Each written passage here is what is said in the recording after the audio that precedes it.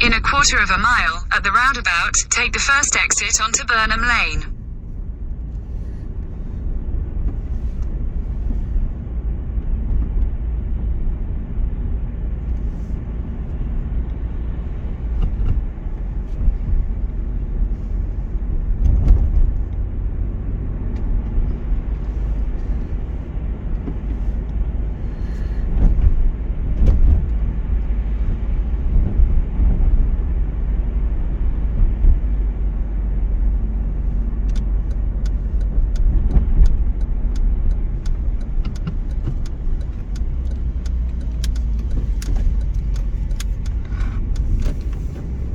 In a quarter of a mile, turn right onto Bath Road, A4.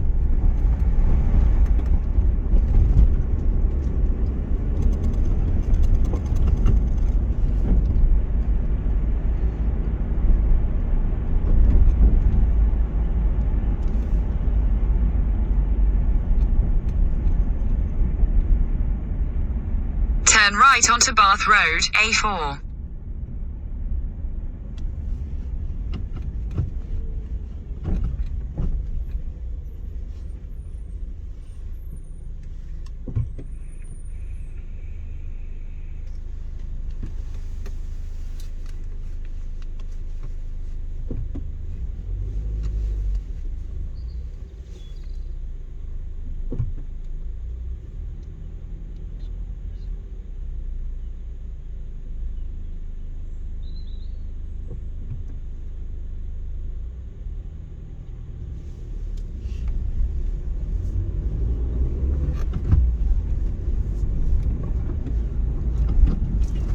Continue on Bath Road for 3/4 of a mile.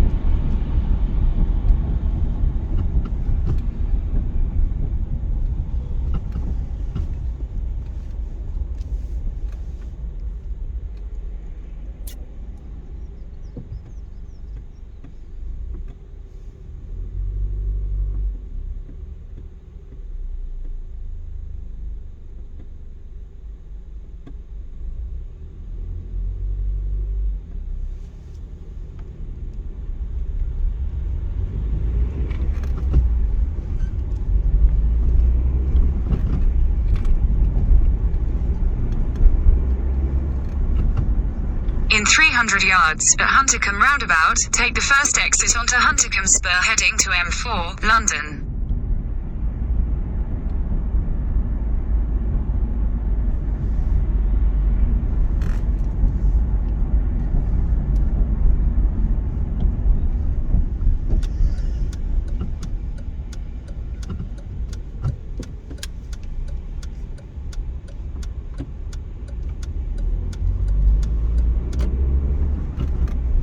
Exit the roundabout onto Huntercombe Spur.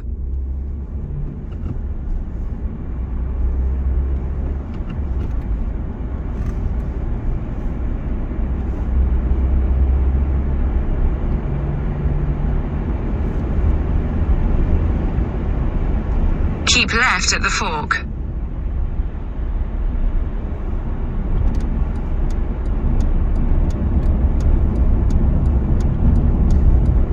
In a quarter of a mile, merge onto M4.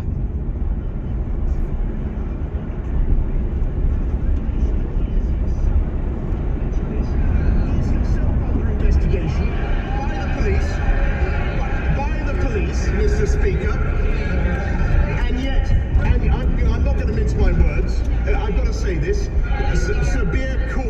Mr. Speaker, is currently failing to hold himself to the same high standards that he demanded of me. Response from Sir Keir Starmer. That report lays bare the rot that under this Prime Minister has spread in number 10. Continue on M4 for 11 miles. Proof of how those within the building treated the sacrifices of the British people with utter contempt.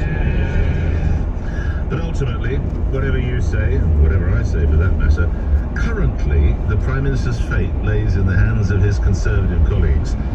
Here's one who's no fan, I don't think he's been a fan since Boris was at prep school, in all honesty. The Chairman of the Defence Select Committee, Conservative MP Tobias Oldham. This is a damning report about the absence of leadership, focus and discipline in number 10. The one place where you expect to find those attributes in abundance. I made my point, my position very clear to the Prime Minister. He does not have my support. But a question I humbly put to my colleagues is, are you willing, day in and day out, to defend this behaviour publicly? Can we continue to govern without distraction, given the erosion of the trust with the British people? And can we win the general election on this current trajectory?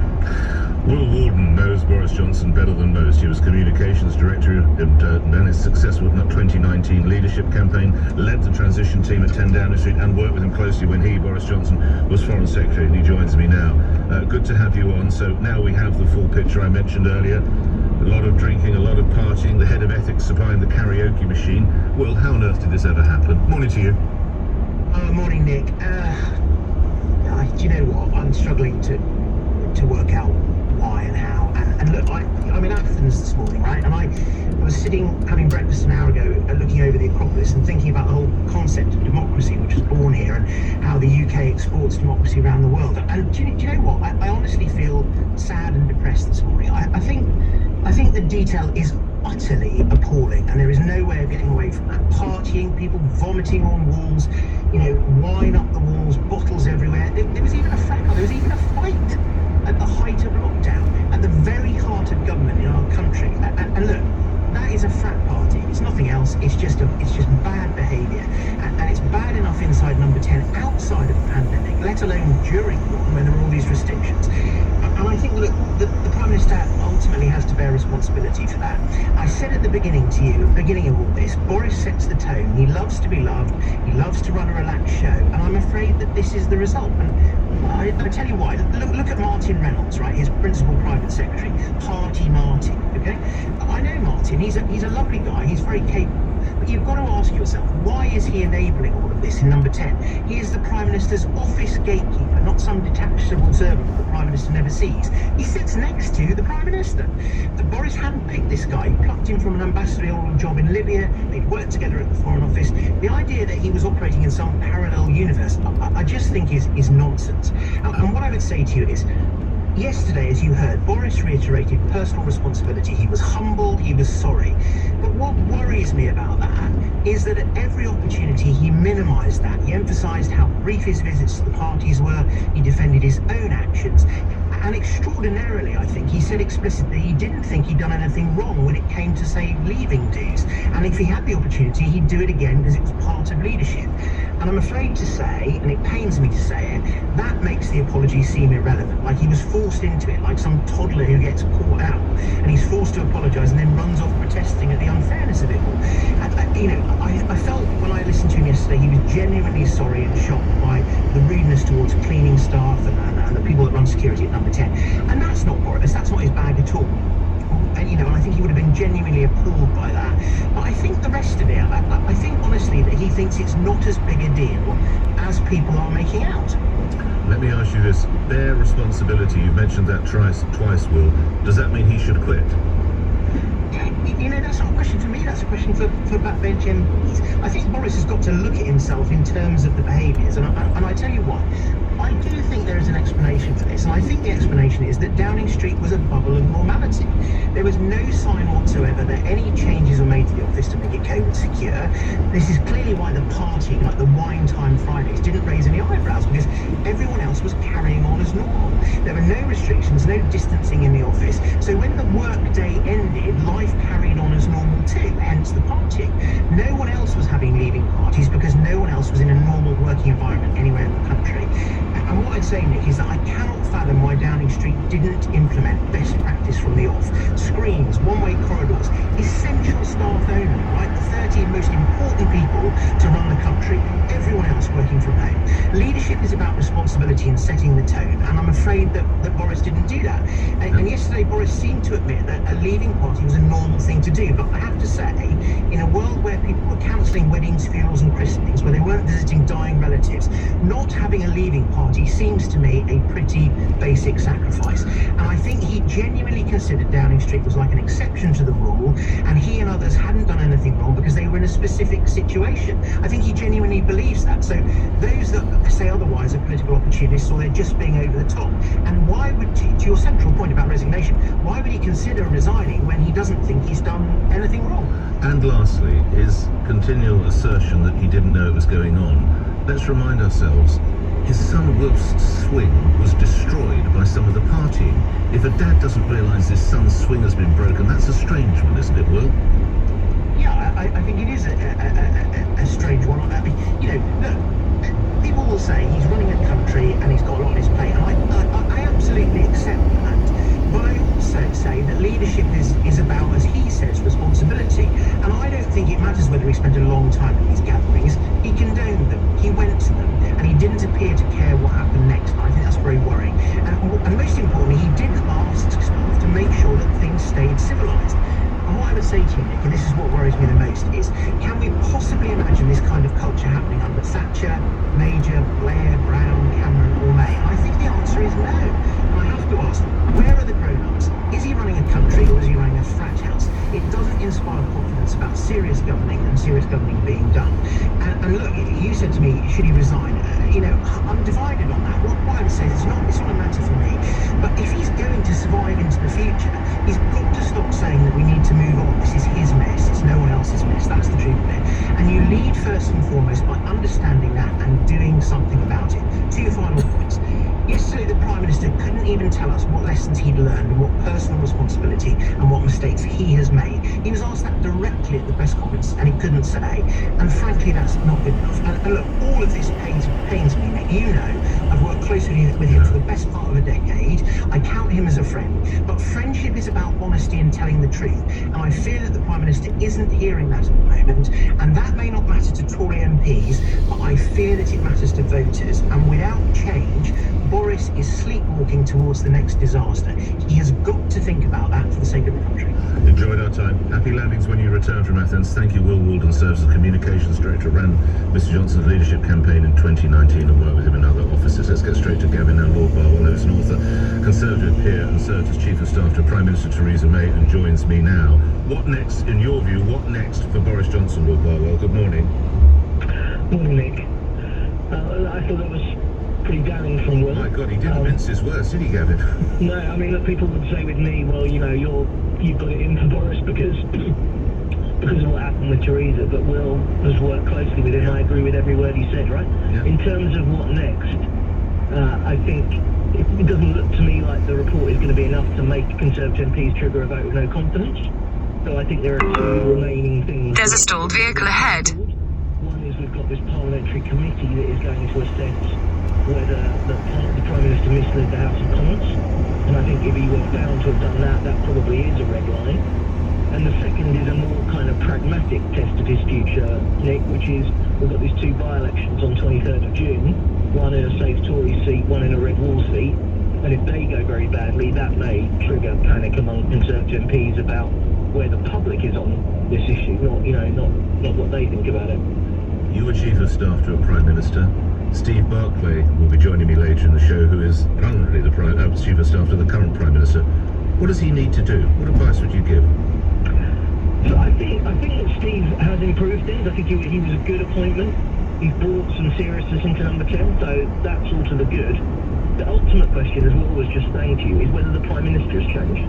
You can have the best staff in the world, but if the attitude of the person at the top hasn't changed, then these problems are going to keep reoccurring. And what depressed me most yesterday, Nick, was it was another day where we kind of had sorry not expressions of contrition and humility.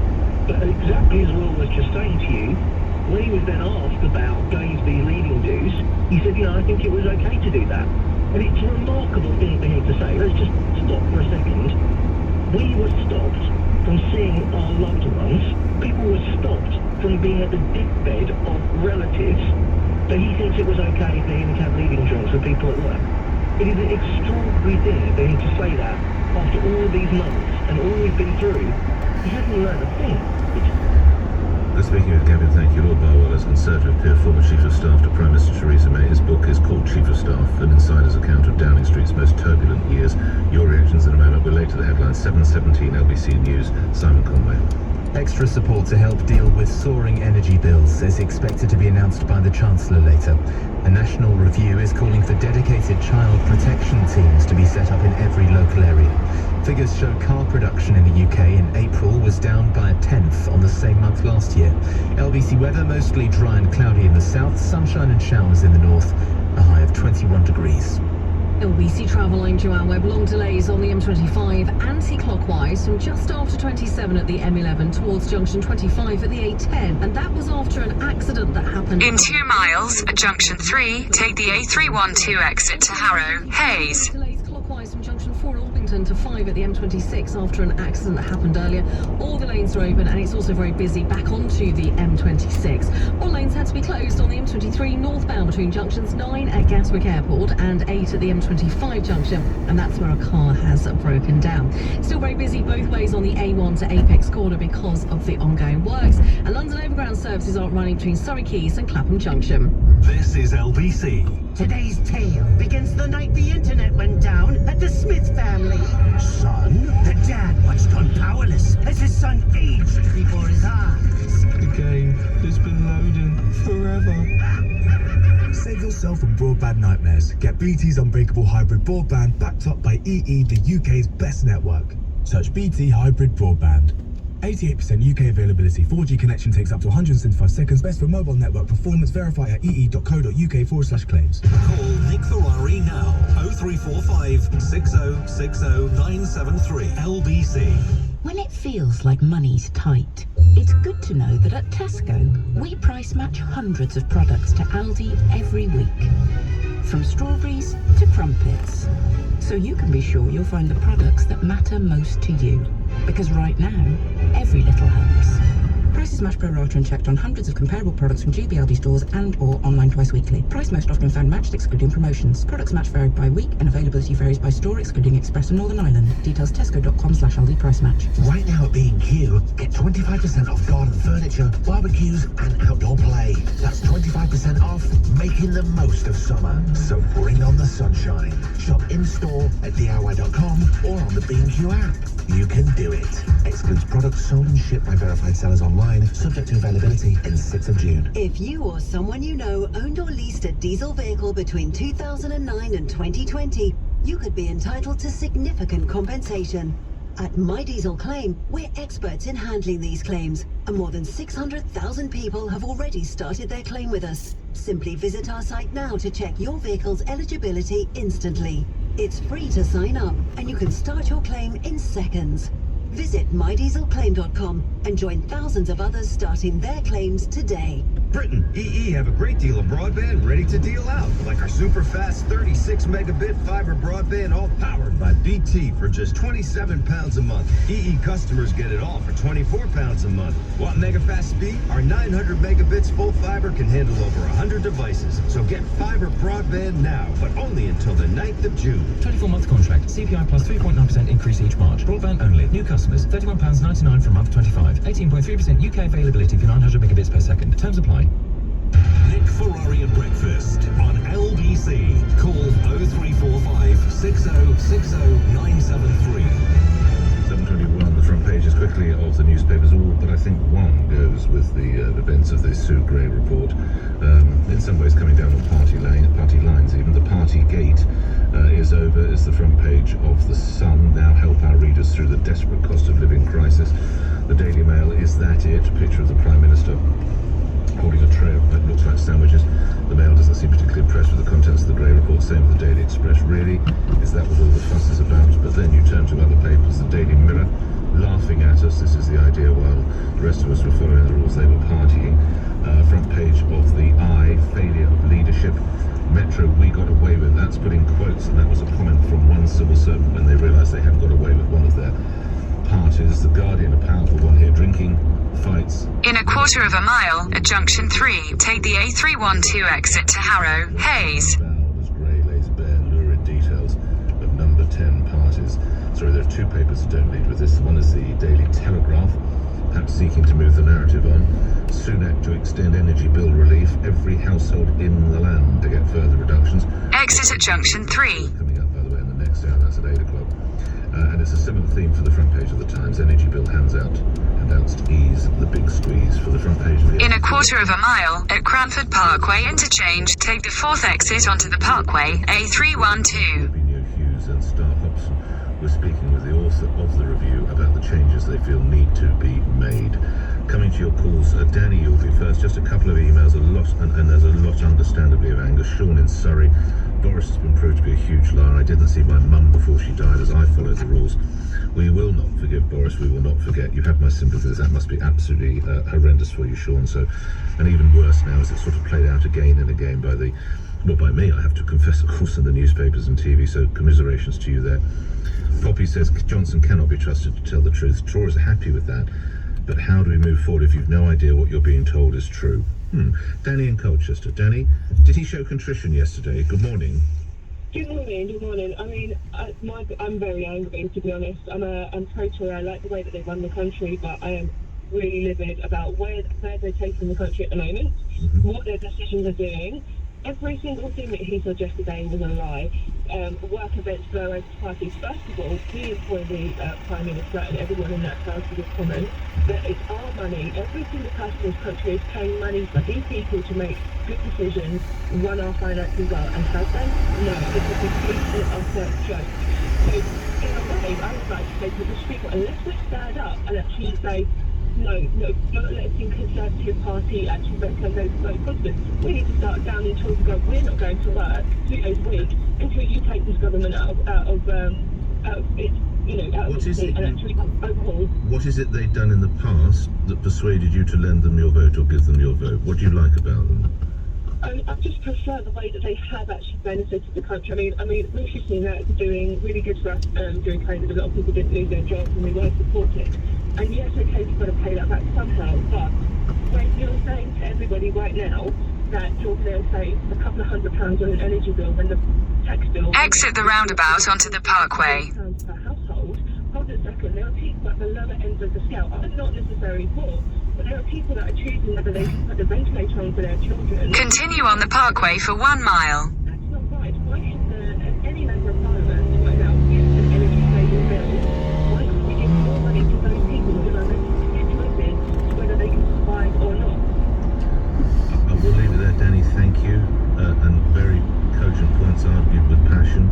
Roger, coming to your view in a moment, but we go elsewhere. Sadly, we go to Texas. Of course, the scene of that horrific shooting earlier in the week. And now the debate about gun laws in the US reached a boiling point during a news conference yesterday as two political rivals got into a slanging match over that primary school massacre. It was between the sitting governor, the Republican Greg Abbott, and his Democrat challenger, Beto O'Rourke. Excuse me. Sit down. You're out of line and an embarrassment. Sit down right now, sir. Shooting is right now, and you're doing nothing. No, he needs to get his ass out of here. This is the place to talk this over. This is totally predictable with you. Sir, you're out of line. Sir, you are out of line. Sir, you are out of line. Please leave this auditorium. I can't believe you're a sick son of a... If we come to a deal like this to make a political issue. To Zach Despard, who's a reporter for the Texas Tribune. Hey Zach, we have some pretty low moments here in British politics, but the idea these two guys are fighting when some of the bodies haven't even yet been fully identified is pretty grim. How did this come about? Good morning. Good morning, thanks for having me. I mean, the subtext here, as you mentioned, is Beto O'Rourke is challenging Governor Abbott this fall. Beto in the past has called for a variety of different gun restrictions to respond to the various shootings we've had in the state in recent years. And yesterday he decided to confront the governor and say, "Guys, it looks like we've had these incidents. You have done nothing meaningful to restrict guns in the state. This is why we keep having them, and at some point it becomes your fault." We hear over here that the gunman... In a quarter of a mile, at Wagoners Roundabout, take the second exit and stay on the Parkway, A312. What actually took place in the school in Uvalde? Sure, yeah. Authorities have said that this man, this 18-year-old, had, like you said, purchased two AR-15 style rifles within the past few weeks, right after he turned 18, when it became legal for him to do so. And they said that in the incident, he first shot his grandmother and then went just a short distance to the school, where he was able to evade police initially, gain entrance to the school somehow. At that point, he barricaded himself inside, and over the course of, it's not clear how long, could be as much as an hour, had shot and killed 21 people, 19 students and 2 faculty members inside the school before he was finally killed by police. Zach, thanks for your report. Zach Despard reporting for the Texas Tribune from Uvalde. And we were right, by the way, we did subsequently check it out. In Texas, that man... Exit the roundabout onto the Parkway. Continue on A312 for 1.5 miles. Because he had to be 21, as you do in many states, not all, but many states in the Union. But he could buy himself 2. Now, an AR, I've just checked, is an automatic rifle, so that means it keeps reloading. So this idea that you needed to go hunting wolves or whatever you want to hunt or whatever, utter nonsense. I don't know, you know, I've always confessed I know nothing about guns. That's surely the sort of kit you give soldiers, reloading rifles. He doesn't need that to go and shoot deer or deer hunter. And he couldn't even buy a beer. All right, let's come back to events here in the UK. We think we've got it tough. Probably that puts it in perspective, does it? Roger in Brentwood. Roger, the Prime Minister says he's sorry. Do you buy it? On him. What, that he's sorry? Yes. Yeah, I don't doubt for a minute he is sorry. What he's sorry about? Is he sorry because he was caught, or is he sorry for what's happened? I think a little bit of both, to be fair. Okay. I think he's been caught out. I mean, seriously, I mean, I think you've had enough of this, don't you? I know you've got to report the news. No. I know that. No, but I have. Yes, I have had enough. I absolutely have had enough. I find it incredible. I will give you this one, that his son's swing in the back garden is destroyed, and you don't ask, what happened to your son? And then you say, well, what the hell are people partying and breaking my kid's swing for? That's the one I can't quite get around. But the rest, I just want to move on. Is that the swing he inherited from Cameron? I don't think so. No, I think that arrived with the. But when he says we've got the cost of living crisis, I don't suppose he's really bothered about that. But the cost of living crisis is huge, isn't it, Roger? That is what I think we now need to focus. A little bit more serious, yes, I'd say, amongst other things, yeah, absolutely. I think this whole thing is gonna blow up in the opposition's face, because, you know, it put me in mind, I was thinking about it last night, put me in mind of back in Margaret Thatcher's day, when Neil Kinnock and Roy Hattersley were all going on about her personality, instead of challenging her on her policies. Yeah. And in the end, they failed miserably, and the only reason she left office was because she was stabbed in the back by her own party. Totally blew up in the face of the Labour Party. It took the Tories to do her in. Roger, very accurate recollection of history. Thank you. Have yourself a good day. The conversation moves on. Coming up later in the show, published today, a key review into safeguarding practices, as it's called, or how many little innocents are allowed to die in this country. I speak of children such as Star Hudson and Arthur Lavinia Hughes. Anne Hudson has chaired the panel. Numerous concerns that family members expressed were not taken seriously and were not followed up. The concerns that were emerging wasn't put together, followed through and investigated. How has this been allowed to happen? The chair of that panel, Anne Hudson, joins me after this news bulletin at 7:31. This is Breakfast with me, Nick Ferrari, here on LBC. The news is with Simon Conway. The Chancellor is expected to bow to pressure to impose a one-off windfall tax on oil and gas companies. Rishi Sunak will set out the government's latest plan to tackle the cost of living crisis this morning. He could announce a grant for households as a discount for energy bills, replacing previous plans for a loan. It's being recommended that every local area in England should have dedicated child protection teams made up of police, healthcare staff and social workers. In a quarter of a mile, turn right onto Roslyn Avenue. Hughes and Star Hobson were not isolated cases and were part of wider problems. A national operation to tackle knife crime known as Operation Scepter has seized thousands of knives, police chiefs say.